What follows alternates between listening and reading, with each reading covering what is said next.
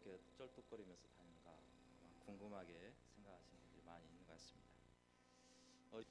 주자가 없다고 해서 저한테 닐레를 뛰라 이렇게 해가지고 분명히 이제 바톤을 잡고 이제 뛰려고 했는데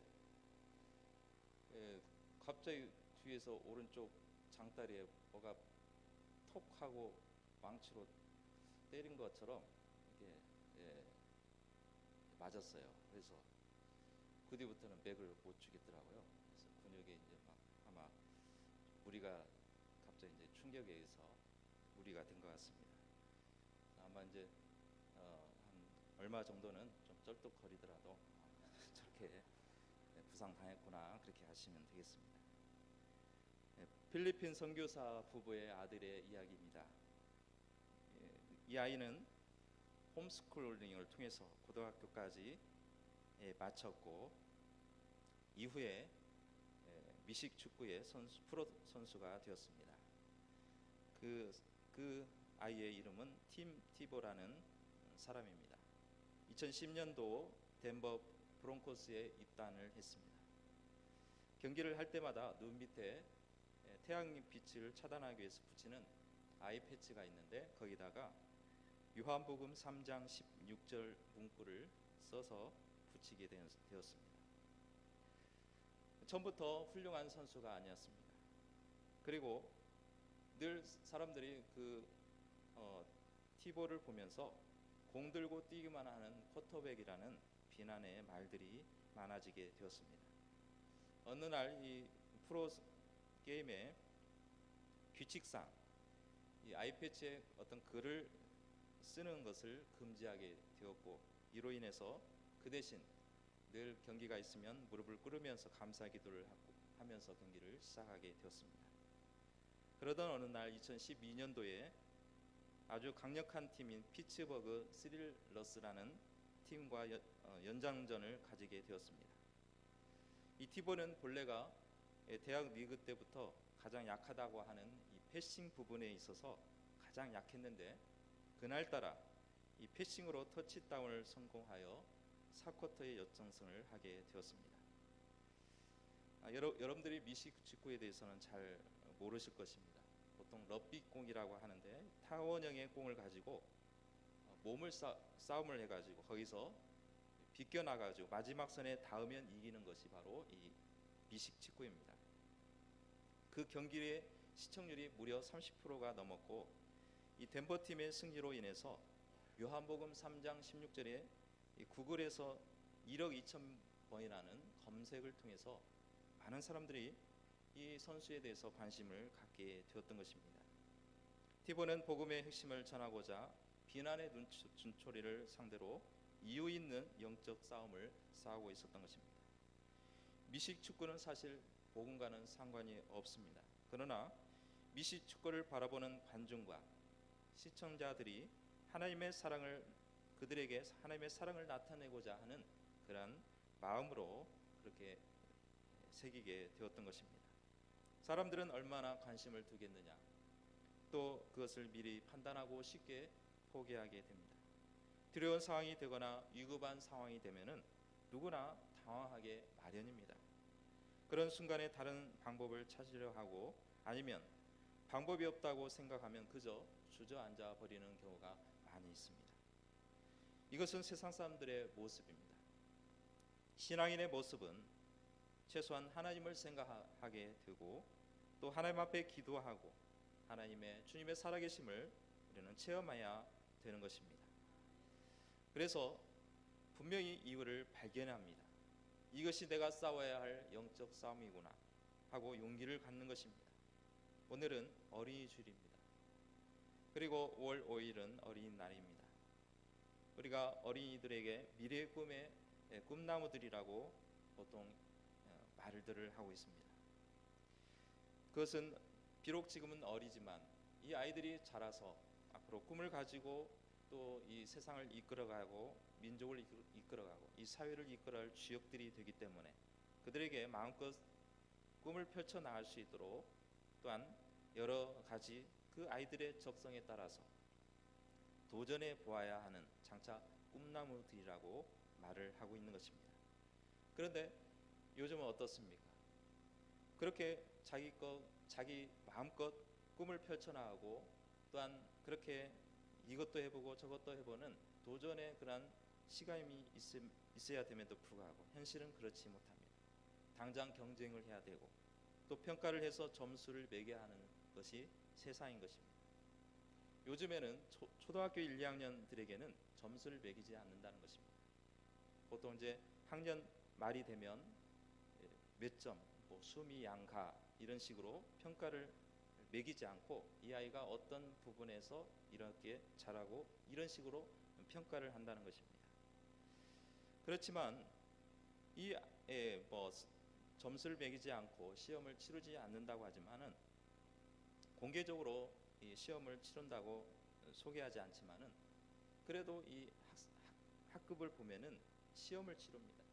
그리고 수학이라든가 또 뭐 여러 가지 국어라든가 이것을 시험을 치러서 이 아이가 얼마나 실력이 있는가를 어느 정도 파악을 한다는 것입니다. 아무래도 미리 공부를 시키고 아무리 성적을 의식하지 않는다 할지라도 이 아이들은 옆에 있는 아이들이 경쟁의 대상이 될 수밖에 없습니다. 그러나 우리는 이 우물안 개구리처럼 옆에 있는 친구가 경쟁의 대상이 아니라 사실은 이 거대한 골리앗과 같은 문제 앞에 당당히 설 수 있는 그런 인재, 어떤 장애물이 있을지라도 그 장애물을 능히 극복할 수 있는 그러한 인재를 키워 나가는 것이 가장 더 중요하리라고 하고 봅니다. 중학생만 되어도 중간고사 또 기말고사가 있으면 학원에서 주일에 보강을 해가지고 교회를 빠진다고 이런 말을 듣습니다. 이래서는 다윗과 같은 용감한 신앙인으로 자랄 수가 없는 것입니다. 경쟁시대에 누구나 하기 때문에 괜히 하지 않으면 뒤처질 것 같고 뭔가 불안하고 어쩔 수 없이 해야 한다는 생각한다면 과감하게 그 생각을 버리시기를 축복합니다. 과거에는 학원 문화가 아니었습니다. 학교에서 배운 것이 전부였고 그래도 충분했습니다. 학교 공부를 제대로 하지 않아도 그러나 요즘에는 학교 공부를 소홀히 해도 학원에서 가르쳐 주기 때문에 거기에 의존하게 된다는 것입니다. 제가 초등학교 5학년 때였습니다. 전북에서 전국 체전이 열리게 되었고 5학년을 대상으로 그 당시에 5학년 마지막 대상으로 그 다음에는 이제 6학년들은 졸업을 하기 때문에 5학년을 대상으로 이 태권도 매스게임을 시연한 적이 있었습니다. 추운 겨울날 나와서 운동장에 나와서 여러 가지 연습을 할 때에 상당히 고생이 되었고 힘들었는데 그때 학교에서 태권도 도복을 하나씩 나눠주는 것입니다. 그때 또 마침 학교에서 한 가지 학원에 가서 배워야 한다는 지침이 있었습니다. 그래서 어떤 거기서 부모가 학원을 보내서 그 아이들만 가는 게 아니라 학교에서 한 가지씩 학원에 가서 특기를 배워야 된다. 그 당시에는 뭐 몇 가지가 안 됩니다. 태권도 또 그다음에 주산이 주로 많이 있었는데 다른 아이들은 하나씩 학원을 다니게 됐는데 몇몇 아이는 학원을 선택을 하지 않고 그냥 지나가는 것입니다. 그러면 보통 이것은 학교에서 물론 권장을 하지만은 강요를 할 수 없는데 선생님이 집을 보내지 않는 겁니다. 그래서 이 아이들은 뭡니까? 학교가 끝나면 빨리 집에 가서 쉬고 빨리 놀고 싶은 게 이 아이들의 마음인데 학교에서 남겨놓고 보내지를 않는 거예요. 그러니까 거기에서 견디지 못해가지고 하나씩 학원을 하게 됩니다. 저도 끝까지 남다가 선생님 하도 집을 보내지 않아서 어쩔 수 없이 태권도를 가게 되었습니다. 그래서 도복도 있으니까 도복 가지고 이제 학원비만 내고 그렇게 해서 태권도를 다니게 되었습니다. 제 생각에는 그때부터 학교가 과외를 부추기지 않았나 이런 생각을 합니다. 물론 중고등학교 때는 학원이라고는 다녀본 적이 없습니다. 요즘은 제 아이들을 보니까 방과 후를 합니다. 주산도 배우고 한자도 배우고 과학 실험도 하고 바이올린도 배우고 또 여러 가지 좀 다양하게 배우는 것을 볼 수 있습니다. 저희 아이들도 피아노나 태권도를 가르쳐 보니까 학원비가 만만치 않더라고요. 그래도 막 배우고 싶어서 시키긴 하는데 방과 후를 여러 가지 선택을 하면서 이것도 하고 싶고 저것도 하고 싶다는 거예요. 그래서 예, 하나라도 더 하면 돈이 많이 들지 않습니까? 그래서 두 개만 해 하고 더하면 힘들어 그렇게 얘기를 했습니다. 저는 학과 공부 외에도 배우고 싶은 것은 배우도록 권장해도 좋다고 생각합니다. 제 아들은 한 번은 태권도를 다니다가 이런 말을 합니다. 태권도 끊을 거야 이렇게 얘기를 합니다. 왜 그러는가 했더니 이 관장이 이 아이들을 말을 잘 안 들으니까 막 꾸짖는 거예요. 막 뭐라고 막 소리를 지르고 하니까 이 성지가 주눅이 들어가지고 태권도를 다니기를 싫다고 그런 적도 있습니다. 학과 실력을 키워나가는 것 중요하지만 더 중요한 것은 신앙 교육이 더 중요한 것입니다. 성경을 한 장이라도 매일같이 읽어 나가도록 하고 또 책도 아이들로 하여금 글이 많지 않으니까 한 권씩 때는 두 권씩 읽도록 이렇게 늘 시킵니다. 그래서 우리는 옆에 있는 아이가 친구가 경쟁의 대상, 저 아이가 1등을 하니까 나도 1등 해야 된다는 그런 의식을 버려야 되고 우리는 세상에서 실력을 키워나가고 신앙인으로서 하나님을 붙들고 골리앗과 싸움에 두려워하지 않는 그러한 인물을 키워나가야 하는 것입니다. 골리앗 앞에서 하나님의 배경을 믿고 달려드는 다윗과 같은 인물을 키워야 될 줄로 믿습니다. 골리앗은 어떤 상태입니까? 키가 6규빗이라 됩니다. 이것은 무려 3m라는 거구입니다. 거기다가 등치도 클 뿐만 아니라 무장을 했습니다. 갑옷으로 무장을 하고 머리에는 노투구를 해가지고 도저히 어느 곳에 공격을 할 수 없는, 공격을 해도 다 비껴나갈 수 있는 그만큼의 아주 철저한 그런 방어벽이 쳐져 있는 것입니다. 겨우 눈이나 코, 입 그 정도에 보일 정도에 그렇게 막아 있는 것입니다. 그러니 이스라엘 백성들이 그 거구를 보면서 어느 누가 달려들겠습니까? 아무리 건장한 군인이 덤빈다 할지라도 골리앗이 한번 휘두르면은 다 떨어져 나가기 때문에 싸우나 마나 그러한 문제가 그렇게 이 골리앗이 엄청난 큰 모습으로 나타내 보여주고 있습니다. 그래서 이 블레셋 대장군 골리앗이 이스라엘을 향해서 외치는 것입니다. 자기를 싸워서 자기를 이기면 자기 백성들이 너희를 향해서 종이 될 것이고 만약에 나를 싸워서 이기지 못한다면 너희들이 우리의 종이 될 것이다. 그렇게 매일같이 나와서 아침 저녁으로 나와서 이스라엘 군영을 향해서 외치는 것입니다. 이 블레셋 대표 장수 골리앗 앞에서 이스라엘 진영에는 어느 누구도 나서서 싸워보지를 못하고 있는 것입니다. 싸워보아야 승산이 없는 싸움이기 때문입니다. 어떻게 보면 이스라엘 군대가 겁장이고 거기에서 앞에서 쩔쩔매고 그래서 못 나오는 것보다는 이스라엘 백성들이 군인들이 저 거구 골리앗을 향해서 덤벼봐야 아무리 노력을 해봐야 이길 수 있는 그런 장수가 없다는 것입니다. 이스라엘 군대의 무능함을 보여주는 장면입니다. 이때 혜성같이 나타난 이가 있으니 이는 바로 다윗이라는 어린 학생입니다. 많은 사람들은 바위 앞의 계란이라고 말을 합니다. 그러나 하나님의 등을 얻고 있는 계란을 인재를 키워야 하지 않겠습니까? 다윗은 비록 계란과 같은 연약한 존재이고 보잘것없는 존재였지만 그 배경에 누가 있었냐면 하나님이 계신 줄로 믿습니다. 다윗은 준비된 사람입니다. 다윗은 이세 집안의 막내였습니다. 위로는 형들이 많이 있음에도 불구하고 양치는 일을 이 막내인 다윗의 차지였습니다. 이 목동일을 하면서 거기서 한가로이 악기를 가지고 목가를 즐기며 또 목동을 생각할 수 있습니다.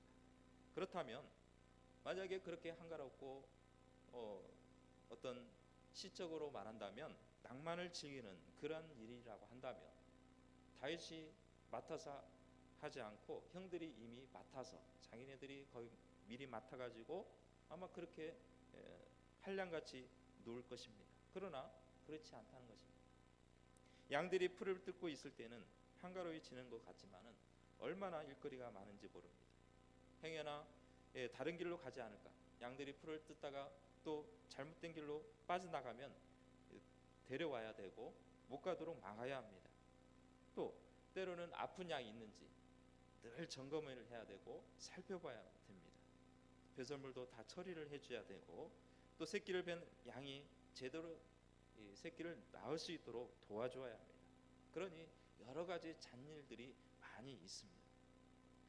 그 중에서 가장 위험하고도 긴장이 돌 때는 언제냐면 이 맹수가 와서 양을 겁탈하는 때입니다. 그러나 다윗은 양을 칠 때 들짐승과 싸웠고 도망가지를 않았습니다.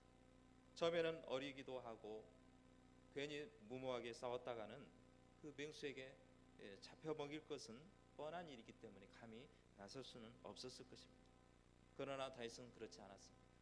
처음에는 그렇게 주저주저했지만 그는 한 마리라도 손실을 봐서는 안 된다는 생각을 가지고 곰과 사자와 싸울 때 물맷돌을 사용했고 때론 시간이 여유가 있으면은 지루할 때 양을 돌보기 위해서 물매 던지는 일을 쉬지 않았다는 것입니다. 틈을 내어서 시간을 내었고 또 자신이 잘할 수 있는 것을 배양을 했습니다. 우리도 우리 자녀들을 키울 때 다윗과 같은 그러한 사람, 우리 자녀들이 되어야 될 것이고 다윗처럼 자신의 장점을 기르고 또 장점을 내세워서 그것을 개발하고 그것을 가장 잘 할 수 있는 그러한 능력의 사람으로 키워 나가야 되는 것입니다. 이것저것 잘 하는 것이 중요한 게 아니라 한 가지를 하더라도 제대로 하고 한 가지를 하더라도 정통하는 그러한 자녀를 키워 나가야 된다는 것입니다. 다윗이 맹수를 상대로 어떻게 싸웠는지를 사울 왕에게 설명을 하고 있습니다. 장황하게 설명을 하는데 너무나 이 얘기를 들어보면 너무 무모한 싸움을 하고 있습니다. 또 어떻게 보면 전설에서나 나올 수 있는 전설에서 나올 수 있는 그러한 얘기를 지금 부황하게 이 얘기를 하고 있습니다. 아버지의 양을 지킬 때에 사자나 곰이 와서 양떼에게 새끼를 물어가면 내가 따라가서 그 맹수를 쳐버렸다는 거예요. 그리고 그 입에서 새끼를 건져내었고 만약에 그 맹수가 다시 일어나서 자기를 향하여 공격해 오면 내가 그 수염을 잡아서 그것을 쳐서 죽였다. 여러분들 이 다윗이 이 골리앗 같으면은 모르겠습니다. 삼손같이 그렇게 아주 힘 있는 장수였으면은 그런 힘이 있다면 모르겠습니다. 그러나 다윗은 학생이었습니다. 어린 학생입니다. 그런 아이가 어떻게 사자의 수염을 잡을 것이며 곰을 잡아서 때려 눕혀서 죽였을 것입니다. 사자가 곰이 고양이 새끼도 아닙니다. 만약에 고양이 새끼라고 한다면 그럴 수 있겠지만 곰이나 사자를 보면은 그렇지 않고 몸집이 상당히 크다는 것입니다. 몸집만 큽니까? 날카로운 이빨이 있고 묵직한 앞발이 있고 아주 날렵합니다. 다윗을 한 번에 날릴 수 있는 그러한 맹수들입니다. 지난 목요일 날 에녹에서 대전에 오월드를 다녀왔습니다. 거기에 보면은 사자도 있고 또 곰도 있고 호랑이도 있습니다.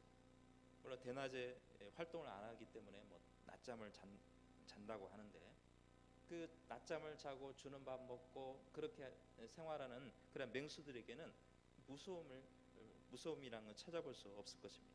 그러나 이렇게 주는 밥을 먹고 있는 맹수라 할지라도 야생에 풀어놓고 스스로 먹이를 구하도록 내버려 둔다면, 자기가 먹이를 찾지 않으면 굶주려 준다면 아마 이 동물원에 있는 맹수도 정말 사나운 맹수로 바뀌어질 것이고 또 무서운 맹수가 될 것입니다. 영화 중에 대호라는 영화가 있습니다. 우리나라 백두산 호랑이가 마지막 멸종되기 전에 1925년 일제치하의 배경으로 대호를 잡기 위하여 혈안이 된 일본군과 최고의 명표수 호랑이 사냥꾼 천만석이라는 인물을 통해서 마지막 대호만큼은 손을 댈 수 없다, 이런 철칙으로 전개되어 가고 있습니다. 거기서 마지막 대호를 보면은 대호를 상군이라고 합니다. 우리나라의 투지를 상징하고 있으며 이 호랑이가 얼마나 큰지 무게만 해도 380kg, 400kg가 되는 육중한 몸을 가지고 있고 꼬리만 해도 1.5m, 웬만한 아이들 크기보다 큰 그런 꼬리를 가진 거대한 호랑이가 살고 있었습니다. 그러면 이 일본 군대가 와서 한 중대가 와가지고 이 호랑이를 잡겠다고 오는데 그 한 사람마다 다 총을 들고 있음에도 불구하고 순식간에 갑자기 나타나서 그 중대를 일순간에 다 물어 뜯어서 던져버립니다. 얼마나 빠른지 총을 쏘기도 전에 비호같이 사라져버립니다. 또 총에 맞아도 몇 번 맞아도 쓰러지질 않습니다. 영화이기 때문에 가정된 부분도 있지만은 이 호랑이가 얼마나 빠른지를 보여주는 그런 영화라고 할 수 있습니다. 그러니 이 다윗이 물맷돌을 던진다고 하더라도 혹여나 이 다윗이 사자나 곰에게 물맷돌을 던졌습니다.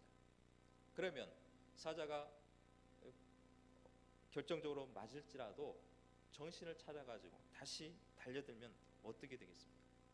어느 순간에 물맷돌도 돌리기도 전에 다윗을 쳐버릴 겁니다. 그런데도 이 다윗은 정확하게 이 맹수의 급소를 쳐버리고 또 쓰러뜨려 버려서 목을 쳐서 죽게 한 것입니다. 그 용기가 어디서 나옵니까? 바로 하나님께서 그 다윗에게 용기를 주신 줄로 믿습니다. 다윗은 하나님과 함께한 사실을 알고 있었기 때문에 담대하게 싸울 수 있었고 두려워하지 않았다는 것입니다. 다윗은 한 마리의 양이라도 손실을 볼 수 없다는 생각을 가지고 양을 지키기 위하여 부단한 노력을 한 것입니다. 그리고 더 중요한 것은 하나님이 지켜주시지 아니한다, 결코 이 맹수의 입에서 꺼낼 수 없지만 하나님이 지켜주시고 보호해주시고 돌봐주셨기 때문에 이 맹수의 손에서, 맹수의 입에서 새끼를 끄집어낼 수 있는 그런 용기를 하나님께서 주셨다고 생각을 갖게 된 것입니다. 그러니 이 믿음의 사람 다윗은 자신감이 있습니다. 무슨 일이 있어도 두려워하지 않는 것입니다. 왜냐하면 하나님께서 배경이 되어주시고 하나님께서 보호해 주신다는 확신이 있기 때문입니다. 믿음의 사람도 세상 사람들 못지않는 실력을 키워야 합니다. 믿음의 사람들은 뒤쳐서는 안 됩니다. 다른 믿지 않는 사람들 얼마나 노력을 합니까? 1등을 하기 위해서 얼마나 노력하고 피땀을 흘리며 학원을 얼마나 다니고 있냐는 것입니다. 1등을 위하여 공부를 하는 것이 아니라 어느 곳에 있든지 활용할 수 있는 자기의 어떤 실력을 활용할 수 있는 능력, 그것을 또한 응용할 수 있는 능력을 배양해야 되는 것입니다. 학원도 열심히 다녀야 되고 필요하면 참고서도 비싸더라도 사서 돈을 들여서 사서 보아야 합니다. 한국의 교육열이 잘못되었다고 말을 합니다. 그러나 한국의 교육열이 결코 잘못된 것은 아닙니다. 교육비를 조달하기 위하여 부모님이 뼈 빠지게 일하는 것, 그것이 잘못됐다고 말할 수 없습니다. 때로는 굶주리면서 가르쳐야 한다는 것, 또 그런 교육열을 가진 부모들을 어리석다고 말할 수 있느냐는 것입니다. 자녀가 잘 되기 위해서 헌신하는 부모는 아름답습니다. 그런데 오늘날 많은 실업자를 양성하고 있는 사회가 되었습니다. 고학력으로 전반적 교육 수준 높아졌지만 자기를 써줄 기업이 없다는 것입니다. 이것은 무슨 문제입니까? 칼은 열심히 갈고 닦았습니다. 너무나 날카롭게 닦았습니다. 살짝만 되어도 베어질 정도로 너무나 날카로운 그런 칼이 되었습니다. 그런데 그 칼을 쓸 줄을 모른다는 것입니다. 중요한 것은 칼이 좀 무디더라도 제대로 칼을 쓸 수 있고 제대로 그 활용을 할 수 있으면 그것이 훨씬 나은데, 아무리 날카롭게 하고 아무리 예리하게 만들었는데 그것을 쓸 줄 모른다면 아무런 소용이 없는 것입니다. 바로 이것은 어떤 얘기냐면, 내가 가지고 있는 지식, 내가 가지고 있는 모든 실력을 제대로 활용할 수 있는 지혜, 또한 이것을 제대로 적절하게 적용할 수 있는 그러한 능력이 없다는 것입니다. 그러니 때로는 그러한 실력을 갖춘다면 내가 그것을 활용할 수 있고 내가 그것을 이용할 수 있고 그것을 적절한 방법으로 활용을 할 수 있는 능력이 있다면 아마 다른 회사에 자기를 스카우트하지 않더라도 내가 들어갈 곳이 너무나 많이 있을 것입니다. 저것도 내가 할 수 있고 저것도 내가 할 수 있다는 그런 자신감, 그러한 능력, 실력을 키워 나간다면 얼마든지 지원을 해서 그 회사에 당당하게 들어갈 줄로 믿습니다. 다윗은 불맷돌을 던질 때 바위를 맹수 삼아서 얼마나 노력을 했냐는 것입니다. 바위를 향해서 돌을 던져서 정확하게 거기에는 임하여 급소다 생각하고 얼마나 돌려서 던졌겠습니까? 수도 없이 던졌을 것이고 혹여나 빈틈없이 했을 것입니다. 만약에 허투루 했다가는 맹수가 달려와서 어느 순간에 자기를 덮칠 줄 알기 때문에 한순간에 일격에 정확하게 맞히는 것을 노력을 했다는 것입니다. 그리고 다윗은 스스로 독학을 하며 또한 누구한테 사사를 받아서 한 것이 아니라 스스로 배우고 실력을 쌓았습니다. 우리나라의 글씨하면 한석봉을 생각할 수 있습니다. 이 한석봉은 이 떡을 쓰는 어머니가 이 한석봉에게 과외를 시켰는데 유명한 돈을 들여서 스승에게 글을 배우게 했습니다. 한석봉은 열심히 어머니의 그 돈이 없는 가운데서 자기를 위해서 그렇게 수업료를 바쳤는데 열심히 공부를 했습니다. 그리고 모든 것을 다 배우고 어머니를 찾아가서 어머니에게 어머니를 향해서 내가 공부를 마쳤습니다 하니까 어머니는 이 한석봉을 향해서 반가워하지 않습니다. 그리고 바로 실력을 테스트합니다. 너는 글을 쓰고 나는 떡을 쓸겠다. 평소에 열심히 했던 한석봉은 자신이 있었습니다. 제가 글을 한번 써보겠습니다. 그런데 갑자기 어머니께서 호롱불을 끄는 것입니다. 이 한석봉은 너무나 당황한 것입니다. 글을 쓰기 위해서는 빛이 있어야 쓰는데 빛이 없는 것입니다. 그리고 그 결과를 보니까 한석봉은 나중에 글씨 자기가 쓴 것을 보니까 지렁이 기어가듯이 글씨를 썼지만 어머니는 정갈하게 떡을 썰어 놓은 것입니다. 그리고 가서 어머니가 하는 말씀이 넌 다시 가서 배워라. 실력은 환경에 따라 달라지지 않습니다. 어떤 환경에도 유감없이 발휘할 수 있는 것이 바로 실력인 것입니다. 다윗은 맹수와 같이 골리앗에게도 빈틈없는 물맷돌 실력을 발휘했습니다. 맹수하고 골리앗과 어떻게 비교가 되겠습니까? 맹수는 사실은 갑옷도 없고 아무것도 없습니다. 반면에 골리앗은 갑옷이 다 갖춰져 있습니다. 맹수는 짐승이고 골리앗은 또한 사람입니다. 차이가 있습니다.